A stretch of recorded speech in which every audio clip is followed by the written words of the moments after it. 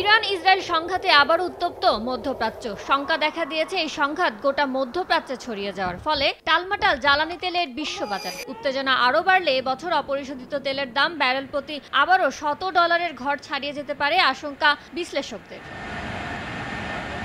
এরই মধ্যে ইরানের ক্ষেপণাস্ত্র ও ড্রোন হামলার পাল্টা জবাব দেওয়ার ঘোষণা দিয়েছেন ইসরায়েলের সামরিক প্রধান। এতে নতুন করে মধ্যপ্রাচ্যে যুদ্ধ ছড়িয়ে পড়ার উদ্বেগের মুখে দেখা দিয়েছে জ্বালানি তেলের সরবরাহ সংকটের আশঙ্কা। এতে বাড়ছে দাম। মঙ্গলবার ব্রেন্ট ক্রুডের দাম ঠেকেছে $90.67 আর West Texas Intermediate crude WTI এর দাম দাঁড়িয়েছে $85.97।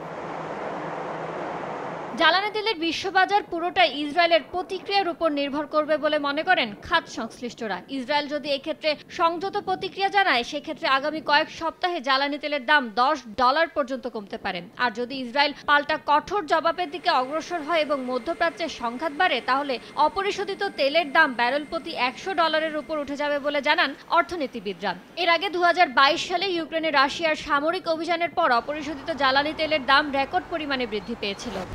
1, 2, 3 ঢাকায় জমি জিতে নিন 100% ক্যাশব্যাক সহ 20 কোটি টাকার পুরস্কার।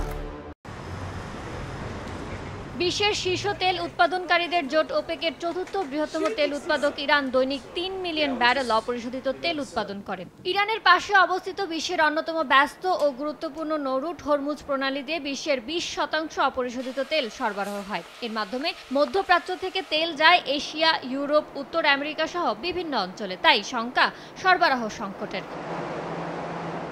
ইয়ানুর শিফাত, সময় সংবাদ।